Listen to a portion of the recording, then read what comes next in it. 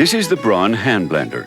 With it you can make sauce in minutes, salad dressing in seconds, and a milkshake in almost no time at all. Who knows? You just may acquire a taste for fast food.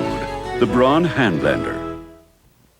Imagine a food processor that had a big 1-liter bowl and a large feed tube for whole fruits and vegetables, with different speeds for different types of food, adjustable slicing, heavy dough kneader, even an egg whisk. Then imagine the new multi-practic food processor, designed to perform better by BRAUN.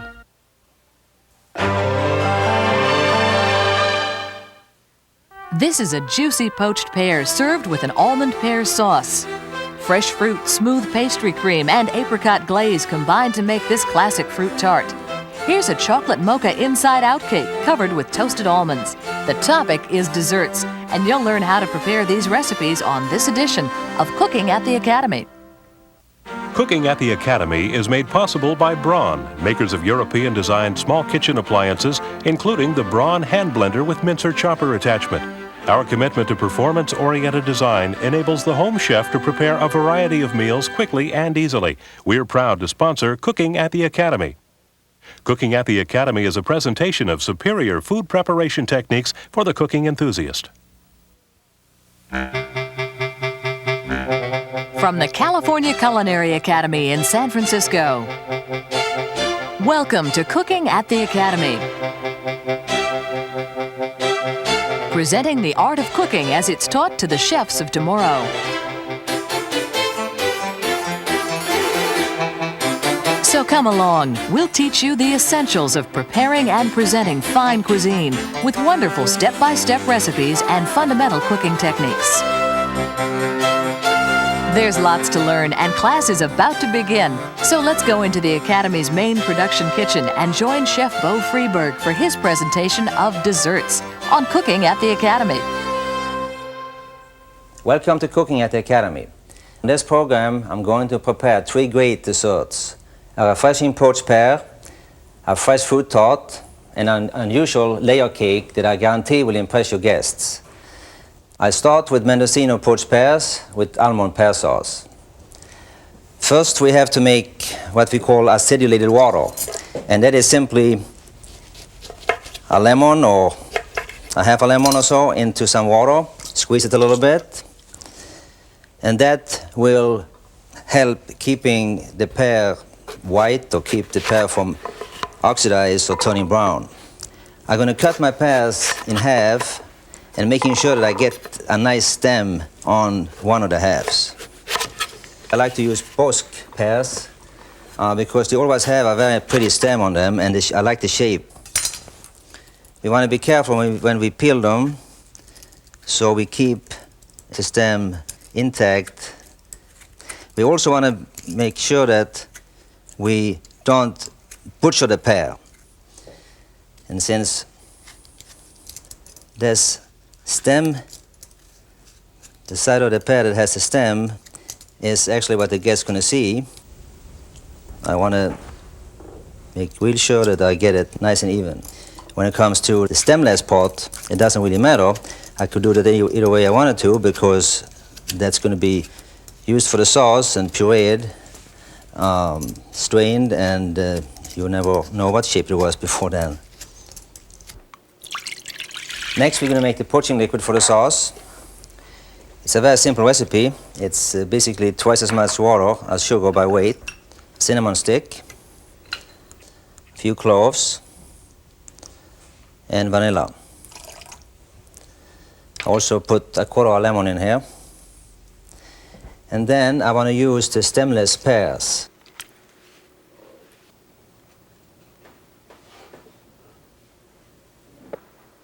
I will bring the liquid to a boil and then reduce it to simmering until the pears are soft.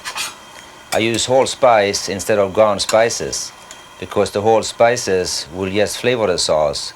The ground spice would add color to the sauce when it's mixed together, and I want a nice white sauce.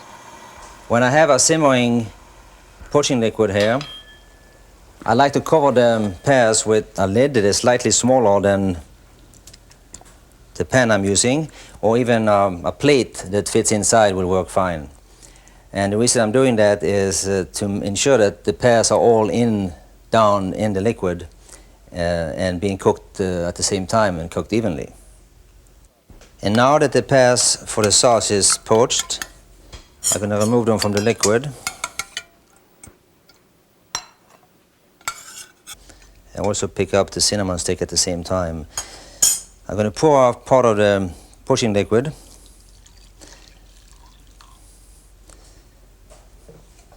And add the wine. There's no reason to discard the poaching liquid. It could be used to moisten the sponge for a cake. It will keep for many weeks in a refrigerator. I add my pears with stem on them. And now we are going to poach these pears. There's no reason to use any expensive wine for this recipe, since you're using the wine mainly to color the pears and just a little bit for the flavoring. Place the lid on to keep them submerged. To check the pear for doneness, remove the lid. Pick up the pear with a slotted spoon, and it should feel like your finger could come right through the pear with only a slight press. This is a better way of checking it than using a fork, since a fork will leave an ugly mark in the pear.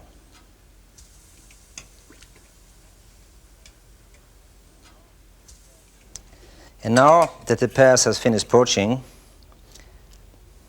I'm going to transfer them to this bowl using my slotted spoon.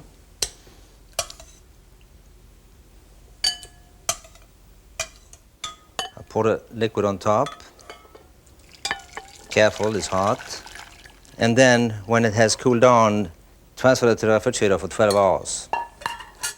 And now we're going to make the pear sauce. First, I need to remove the core, the pear core, which is very small and not much to it. And I find it much easier to do that, first of all, when the pears are poached and using a melon baller rather than a knife. I will puree the pears until they are completely in a sauce-like consistency. I add my water, my amaretto liqueur, lemon juice,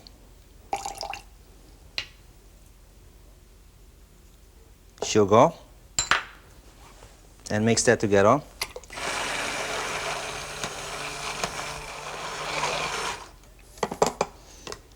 Then, to add the cornstarch to the sauce without any lumps, I use a spoon, or I can use my melon ball or anything that is roundish that I can stir with.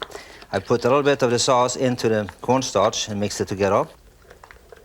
And then I pour it back into the sauce and blend that together. And now I'm going to bring my sauce to a simmer. And I do this for two reasons. To set the sauce and to cook out the cornstarch flavor. I'm going to stir it the whole time to keep it from burning. And after 30 seconds, I set it aside to cool. We need to melt some chocolate as part of the decoration. This is a special baker's chocolate, we call it, also known as non-temp chocolate, because we don't have to temper it to use it. Placing the ramekin with the chocolate directly into the water is okay for a small amount like this. But you must be careful not to bring the water to a boil. You don't want the steam getting into the chocolate and thickening it.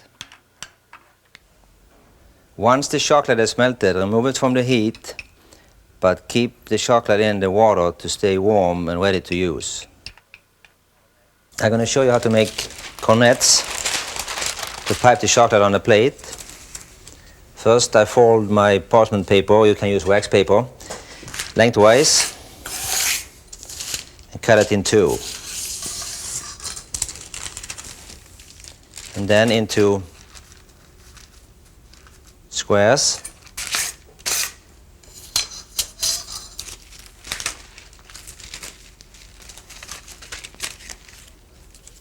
You need to use a sharp knife for this so you get nice edges on the paper. Then I fold it across.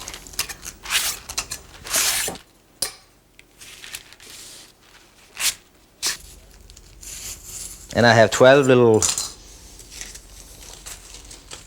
paper ready to make a cornet with. Fold it like so.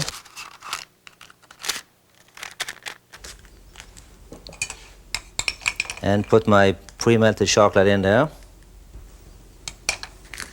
Secure the top. You don't want to put too much chocolate in because you want the chocolate to come out at the bottom and not at the top and the bottom. Cut the opening, very nice and thin.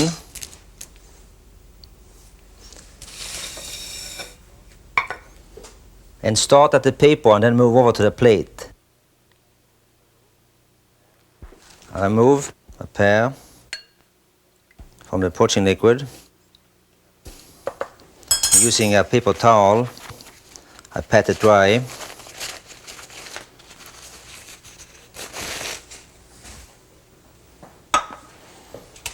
And with my melon baller, remove the small core, and then, starting about a half an inch from the top, cut the pear into thin slices.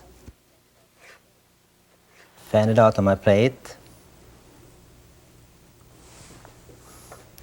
Pour a pool of sauce in front, let it fall down naturally.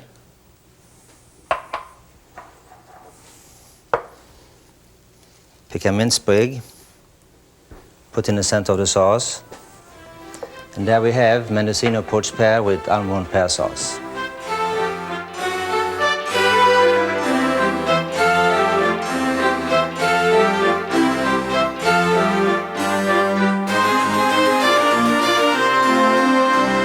Next, I'm going to make a wonderful fruit tart filled with pastry cream, topped with fresh fruits in season, and glazed with apricot glaze. I will start by making my short dough. I add the butter, the sugar, 1 egg, vanilla extract, and I mix this together. Yes, to blend, yes, to combine. I want to be careful not to overmix it. We'll incorporate air to the short dough, making it much softer and harder to roll out to line the pan with. Add my flour.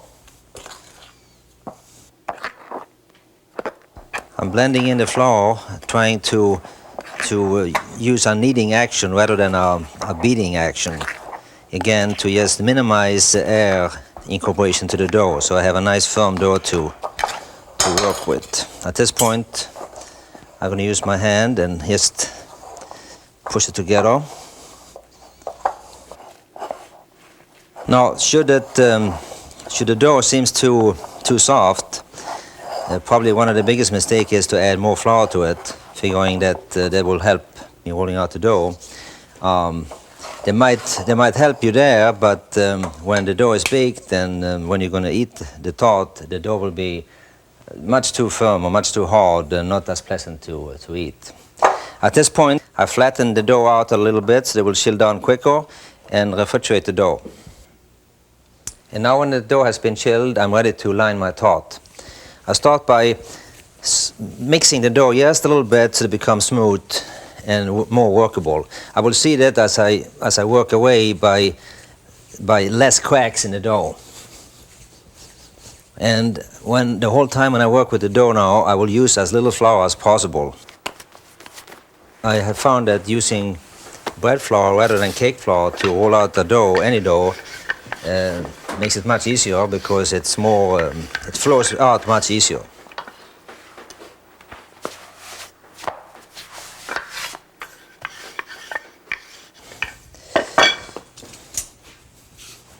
And also using smooth movements and not any jagged, sharp movements.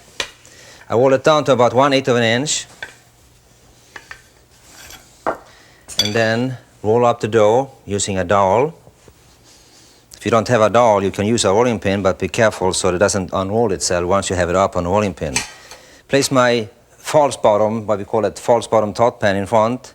A false bottom tot pan means that you can remove the bottom to extract the tot.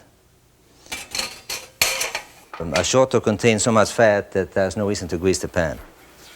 Roll it on top, nice and smooth, and then pick it up and get some slack in here before it starts breaking on the side.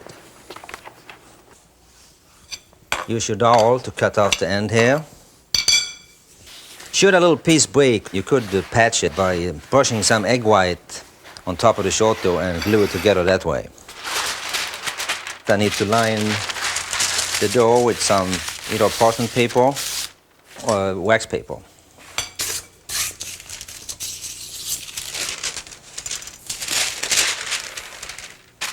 On a shorto, you don't put beans in like you will have to do in our puff paste to keep the dough from puffing up, but rather to keep the dough from settling or sliding down on the side. And now I'm ready to bake the dough at 375 degrees for approximately 12 minutes.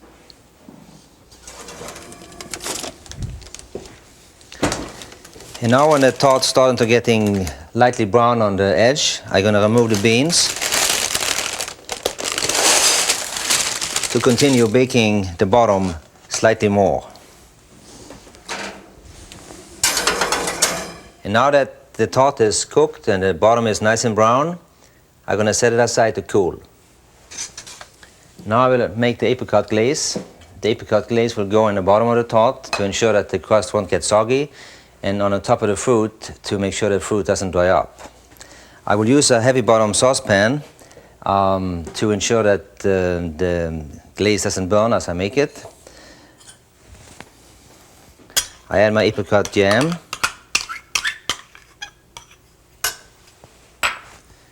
My sugar. And my water.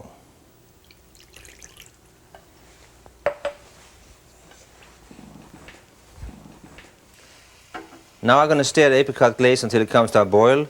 And the reason I stir it constantly is to avoid having it burning. And now when the apricot glaze has cooked down some, we will test it using 2 spoons, dipping one into the glaze and try to pull a thread. It is approximately a 1/4 inch long, and that will tell us that the glaze is thick enough to coat the bottom of our tart. To make the pastry cream, I combine sugar, cornstarch, a pinch of salt, and 1 egg.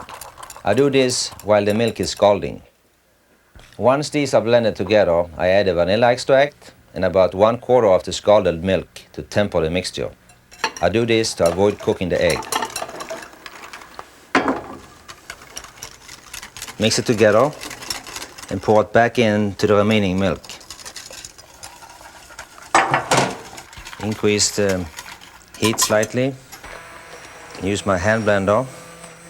When the pastry cream starts to thicken, I remove it from the heat, but keep on blending for a few seconds to avoid burning in the bottom.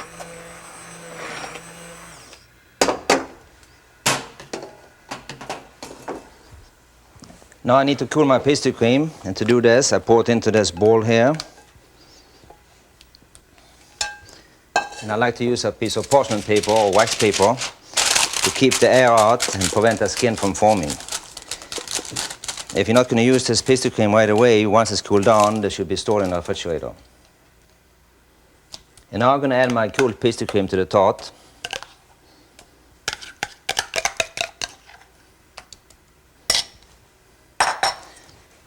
I want to use a spatula or something to spread it out fairly even.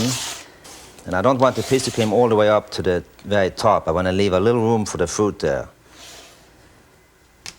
Another way that you can make it nice and smooth is to use the flat side of a plastic scraper on the inside. And now I'm going to add my fruit to the tart.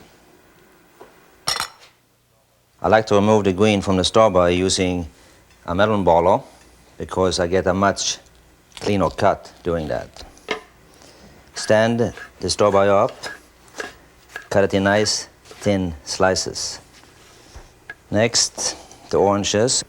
I'd like to use a thin knife and also a knife that has teeth on it, serrated knife, that cuts through the fruit much easier. Cut out, yes, what I call the supremes, also known as the orange segments, cutting away so I don't get any of the membranes here. To avoid the pit of the plum, I want to cut on either side of the crest. Lay it on the flat side, cut it in thin slices. The trick here is to move the left hand slightly faster than the right hand.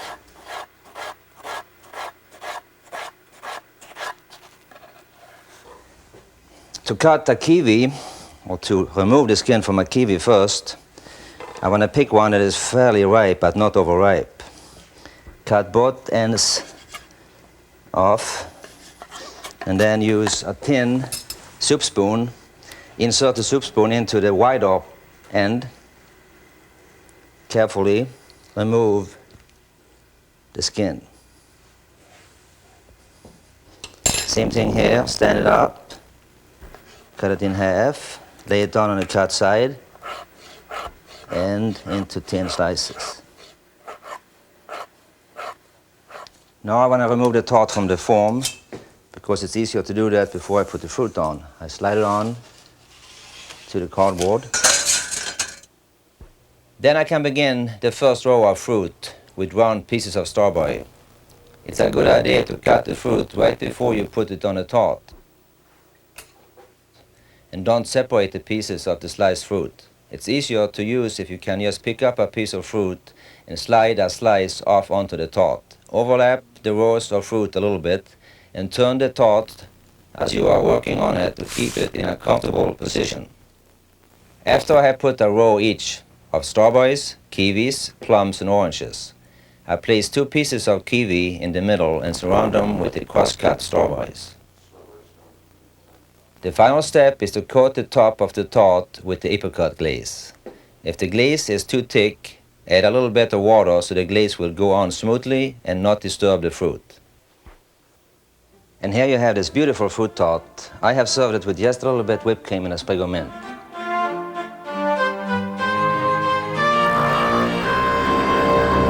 For the final recipe, I'm going to show you how to make this chocolate mocha inside-out cake. What's interesting about this cake is when you cut into the cake, your friends will never be able to figure out how you make it. But I will show you how. To begin, we need to make sponge cakes, a chocolate sponge and an almond sponge. Once the cakes have cooled off, I use a sharp, thin knife to cut a thin layer off the top of each cake. I want a smooth surface on the top and the bottom of the cakes. This thin slice is not used in the final cake, but I do cut the remaining parts of the cake into 3 equal pieces, about 1/4 inch thick. I do the same thing with the almond sponge cake. However, I will only be using 2 pieces of the almond sponge in the finished cake. I start by putting a dark sponge on a cardboard for support and brush some Kahlua and water mixture on top, and then spread a thin layer of mocha flavored buttercream on top of the chocolate sponge.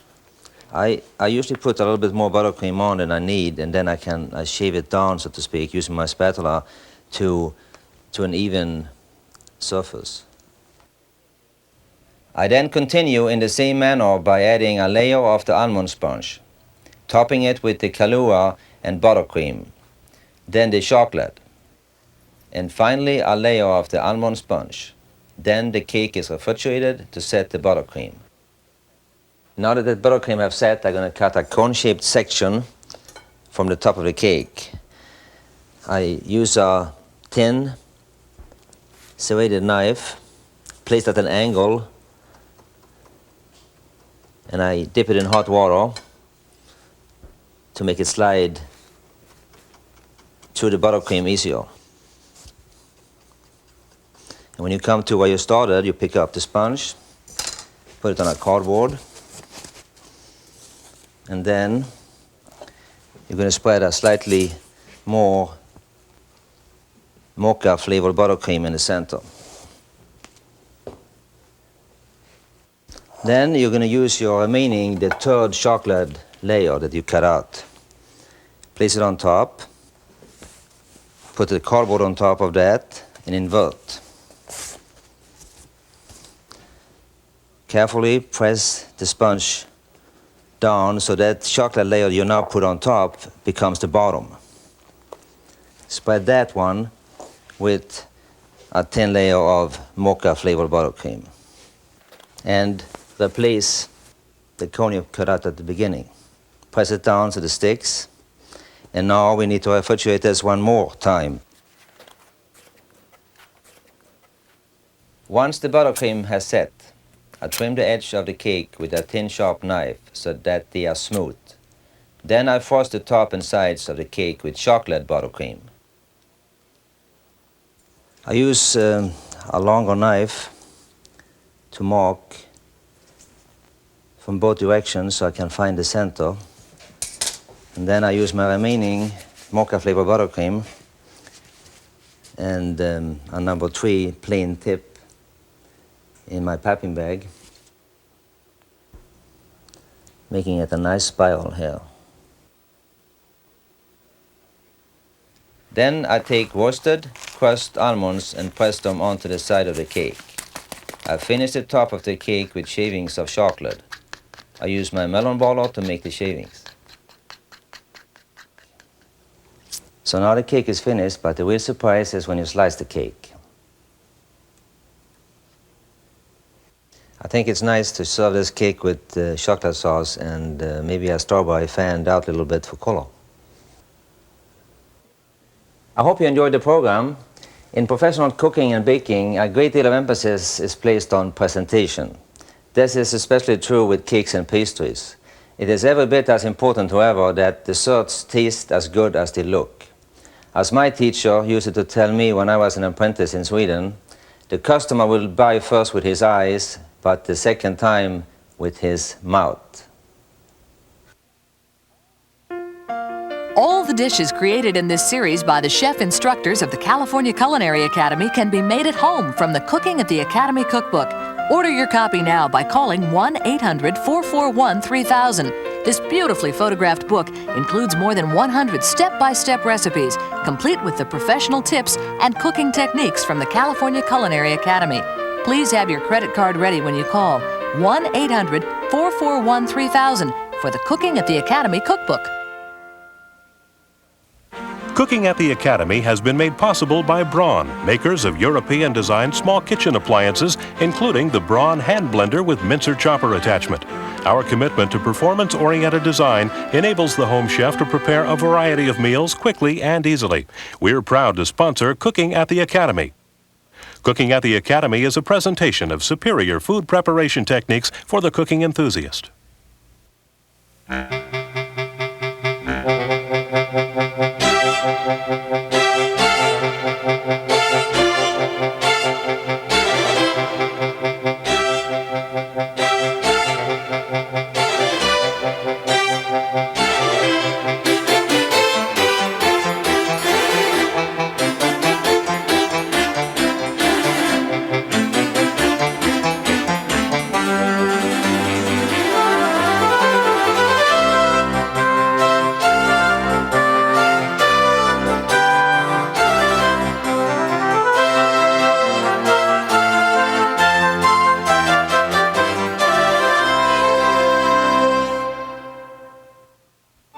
With this design and this name come the function, the form, the ease, the innovation of the new BRAUN Espresso Master.